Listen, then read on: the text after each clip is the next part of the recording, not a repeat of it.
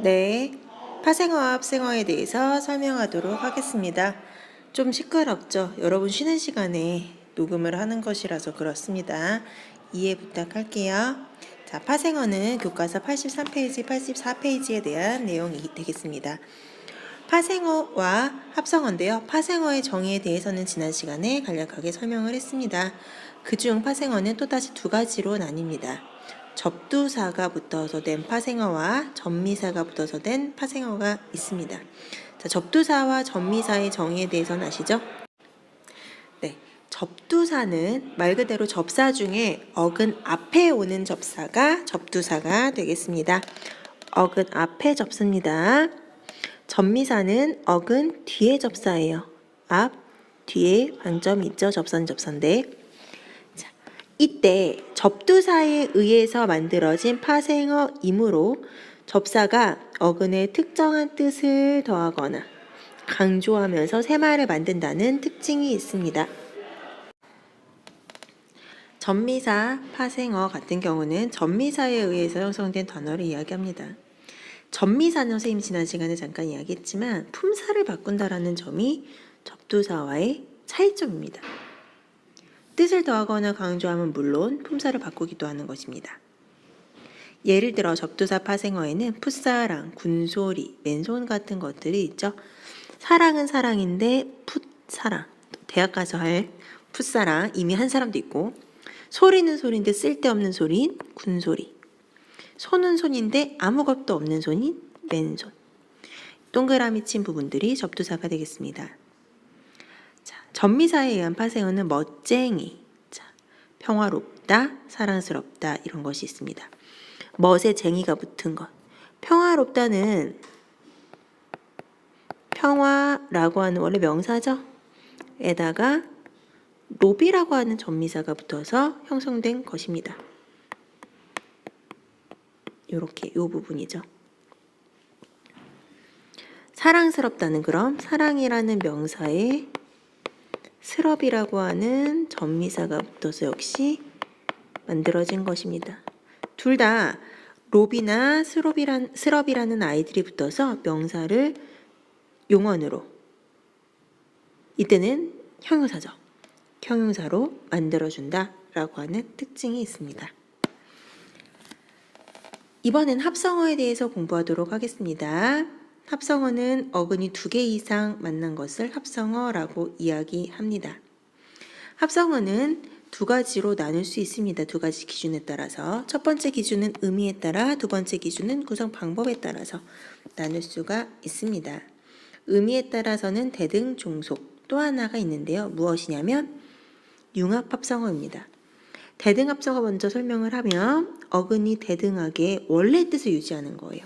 정말 대등하죠. 논과 밭, 논밭. 앞과 뒤, 앞뒤. 높고 푸르다, 높푸르다. 종속합성어는 한쪽 어근이 다른 쪽 어근을 수식해요. 부슬부슬 내리는 비. 다리는 다리인데 돌로 만든 다리.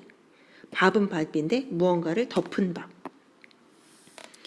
융합합성어는 뭐냐면 어근들이 하나로 융합되는, 그래서 완전 새로운 의미가 나타나는 것을 융합합성어라고 얘기합니다. 예를 들면서 이런 거죠. 춘추, 가을, 봄과 가을이죠. 근데 춘추라고 하면 어떤 의미를 나타낼까요? 여러분이 한번 찾아보세요.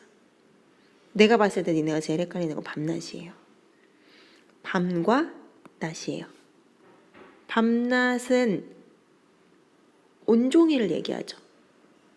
밤과 낮이 아니라 단순히. 그래서 융합합성어가 되는 겁니다. 춘추에 대한 답은 누군가가 댓글로 달아주면 참 좋을 것 같아요. 그럼 그 사람 완벽하게 읽었다는 이야기가 되겠죠. 이 강의를 들었다는 얘기가 되겠죠. 자, 두 번째, 구성 방법에 따라서 통사적 합성어와 이것으로 나뉩니다. 통사라는 말이 굉장히 익숙하지 않을 거예요. 통사라는 말은 다른 말로 문장이라고 생각하시면 돼요. 통사 구성이라는 것은 문장 구성이라고 생각하시면 되겠습니다. 통사적 합성어는 문장 구성이 일반적인 우리의 문장 구성과 일치하는 합성어예요. 예를 들어 보겠습니다. 힘들다 같은 경우는 힘이 들다처럼 원래 우리 문장 구성과 일치하죠. 주어와 서술어. 그렇죠? 잘하다는 하긴 하는데 잘하는 것이죠. 사실은 부사로서 하다를 수식하는 관계죠. 그것들이 만나서 하나의 단어가 된 것이니까 문장 구성에 우리 일반적인 어떤 국어 문장 구성에 맞죠. 이런 것을 통사적 합성어라고 합니다. 비통사적 합성어라는 것이 있습니다. 이게 무엇이냐면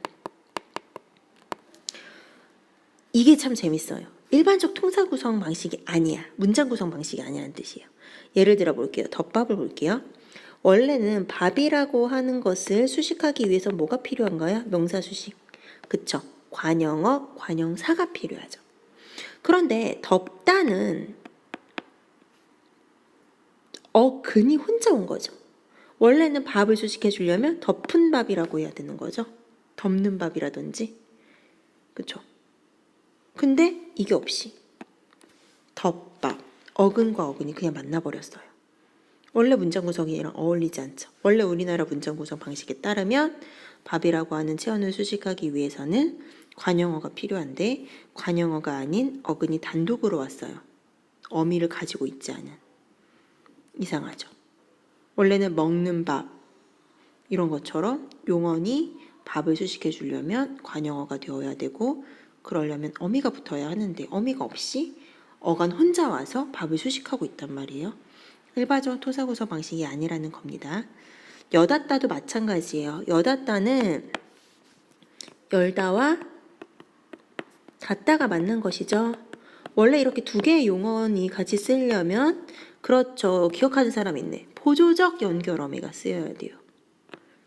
이렇게 열고 닫다. 근데 이거 어떻게 쓰였어요? 여닫다라고 쓰였죠.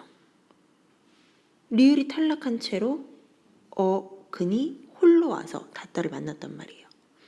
일반적인 통사 구성 방식이 아닌 겁니다. 어근인 어간이 혼자 와서 딱 붙어 있으니까 닫다 뒤. 무슨 얘기인지 알겠죠? 그래서 이런 것을 비통사적 합성어라고 이야기합니다. 자, 우리 진도는 여기까지입니다. 여기까지 하면 단어의 형성 부분은 끝이 납니다. 단어의 형성에서 꼭 필요한 핵심적인 것들은 이게 끝이에요. 쉽죠? 문제는 무엇이냐? 이런 것들이 문제가 아니라 우리가 실제로 단어를 보면서 이게 파생어일까 합성어일까 구분할 수 있어야 되고 분석할 수 있어야 합니다. 그 분석하는 작업을 수업 시간에 하도록 하겠습니다. 그럼 수업 시간에 파생어와 합성어 여러 가지 예시를 함께 보면서 조금 더 공부해 보도록 하겠습니다.